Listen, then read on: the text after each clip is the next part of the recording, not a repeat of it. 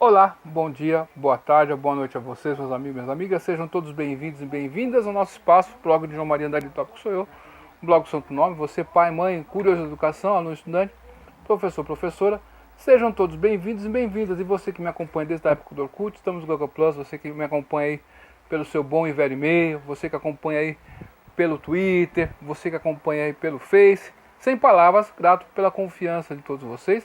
E sem deixar de mencionar aqui uma comunidade que eu gosto tanto, que é a comunidade do Yahoo Respostas. Quer perguntar algo? Quer responder algo? Entre na comunidade do Yahoo Respostas. E gostaria de mandar um grande beijo para minha amada Elisângela, nossa também querida e amada cidade americana. E um beijão para o meu amado filho humano, o papai te ama de montão, viu?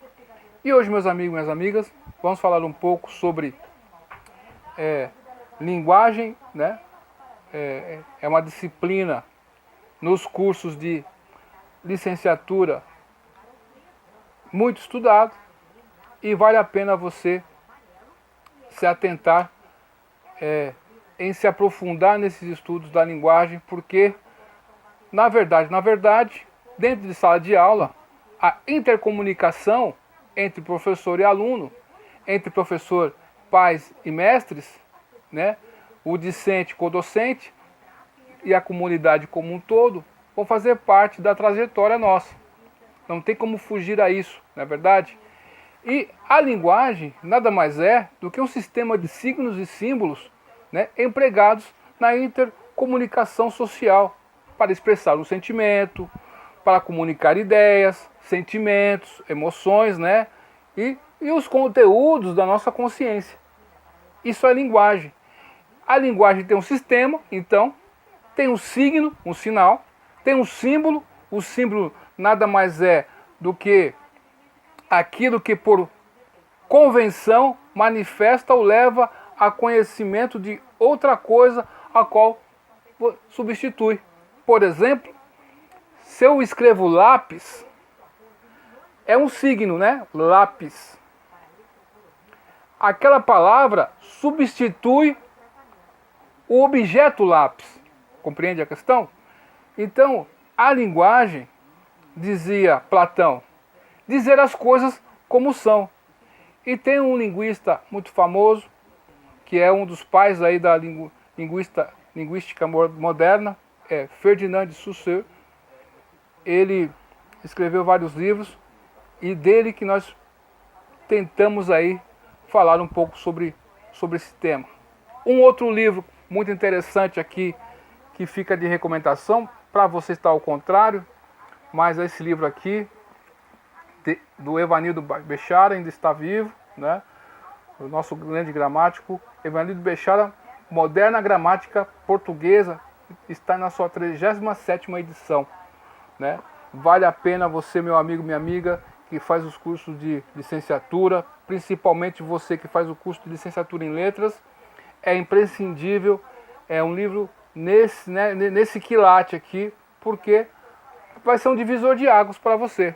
Você tem todo o material de bate-pronto, num só livro, sistematizado e organizado, todas as dúvidas possíveis dentro de um único exemplar. Correto? E isso vai te auxiliar no entendimento e, ao mesmo tempo, ao entender, você vai entender de uma maneira que você vai conseguir passar adiante isso. Esse que é o mais importante. Correto?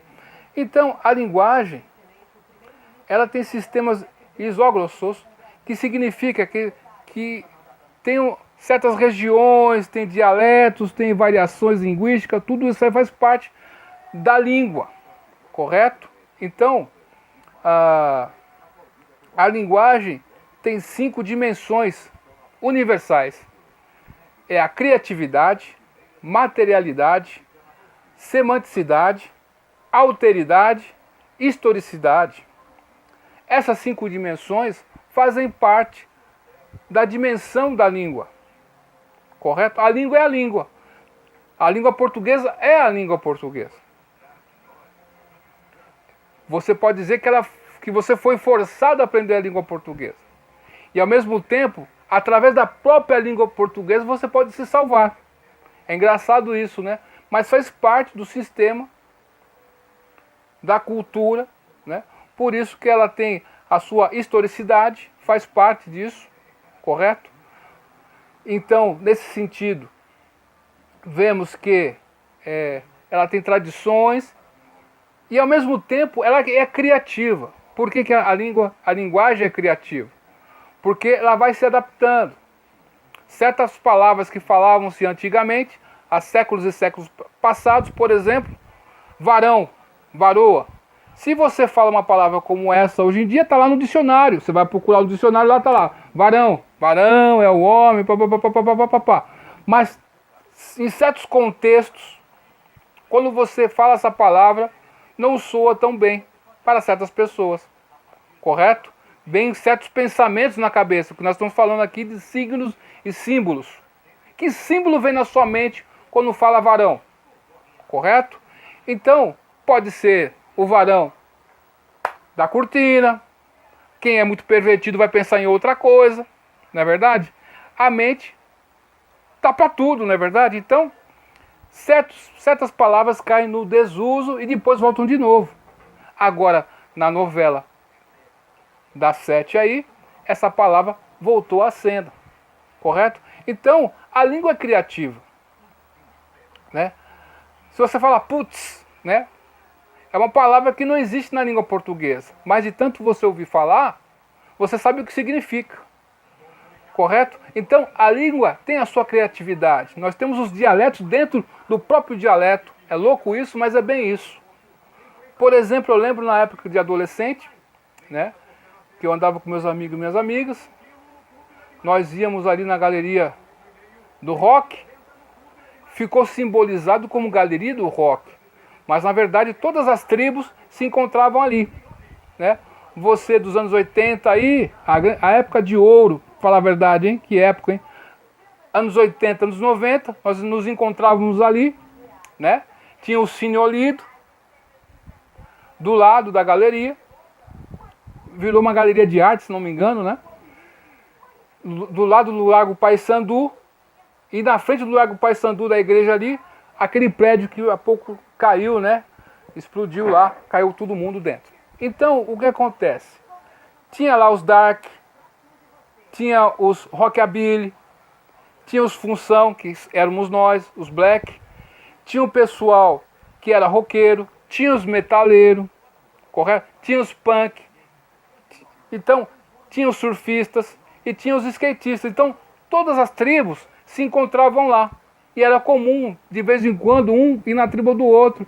Então tinha essa intercomunicação. Mas em cada tribo tinha uma linguagem, tinha um jeito de se comunicar. Essa é a criatividade da linguagem. Ela vai se adaptando, correto? Seja por uso do celular. Lembra na época do celular, quando começou as redes sociais, né? Os chats, pelo computador, aqueles símbolos que os mais velhos não conhecem muito, mas os jovens ia falar uma palavra inteira, digitava um símbolo, a pessoa do outro lado sabia o que representava aquele símbolo, aquele signo, correto? Então, a língua tem a sua criatividade e ela tem a sua materialidade também, né? E ela tem uma intenção e tem uma semanticidade, ela tem um significado, né? E ao mesmo tempo tem a sua alteridade. Você vai se falar com outras pessoas, né? Você, ao mesmo tempo que ouve, você vai ouvir também. Isso é a alteridade da língua. Então, quando você aprende a linguagem, meu amigo, minha amiga, e aprende a se comunicar, você vai conseguir transmitir o que você sabe de maneira correta.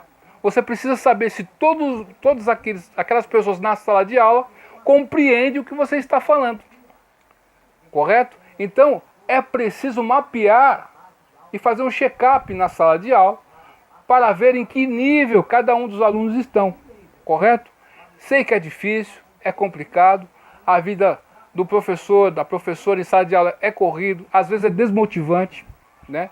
Às vezes tem sala de aula que dá gosto, tem sala de aula que você fica desanimado, mas sempre tem um ou uma que faz a aula valer a pena. Pode ter certeza. Sempre tem um ou uma que vai fazer a sua aula valer a pena. E é por essa pessoa que você vai naquela classe dar aula. né? Então, o momento de aproveitar, você que é jovem, você tem que aproveitar as oportunidades que lhe vêm, correto? Eu lembro que antigamente estudar era uma coisa difícil, né? As escolas que tinham antigamente, na década de 40, de 50, né, de 60, eram escolas primárias. Daí que vem escolas primárias. Então, você basicamente estudava até a quarta série, que era o primário, correto? Você já completava os seus estudos. Quem quisesse estudar um pouco mais, teria que achar uma escola que tivesse um ginasial, fazer o exame de admissão. Ao passar no exame de admissão, você começaria a fazer, certo? O ginasial ali. Depois disso, tinha o colegial, certo? O colegial, a mesma coisa, você teria que fazer um exame admissional. E de uns anos para cá, isso foi acabando, até que na época que eu comecei a estudar, tinha algumas escolas que eram melhores que as outras, mesmo públicas, e elas usavam como requisito o vestibulinho para que os alunos entrassem dentro da escola. Então, eles organizavam isso, né? Então, isso acabou-se, não existe mais. Então, você, meu amigo, minha amiga, que está estudando hoje, veja a facilidade de você encontrar escolas com nono ano aí fácil. Escolas com ensino médio você encontra fácil. Há muitos anos atrás isso não era fácil. Correto? E aqui, por exemplo, eu vou mostrar uma coisa para vocês que eu fico triste pra caramba. Aqui, ó. Tá vendo esse livro aqui, ó? Livro de Sociologia do Ensino Médio, né? O livro aqui tá bem conservado, né? E tem aqui o caderno de exercício do ensino médio, da primeira série, né? Volume 2, ó. Tá em branco aqui, ó. Tá? Isso aqui eu encontrei ali aqui no nosso prédio tem a parte de recicláveis, né? Então tava lá um monte de livro lá, jogado lá, correto? Jogou fora, né? Então, esse é o valor que nós estamos dando para o conhecimento. E na minha época que eu estudei, eu lembro que os livros tinham que ser... Nós usávamos, mantínhamos bem o livro e para deixar para os nossos irmãos. Ou para outras pessoas que iriam usar aquilo. Então, e a gente escrevia mesmo no caderno. E você pega os cadernos hoje em dia, você não vê muita escrita. Então, sem escrever, sem ler, sem fazer, vai ficar complicado, entendeu? Vai ficar complicado essa questão. Então, nós temos que valorizar o conhecimento, valorizar a sabedoria e valorizar os relacionamentos. Isso que é importante. O resto é tudo passageiro e temporário, né? Depois que você sai da escola, você vai sentir falta de poder assim, poxa, eu poderia, né, ter ido, me dedicado um pouco mais nesse assunto aqui.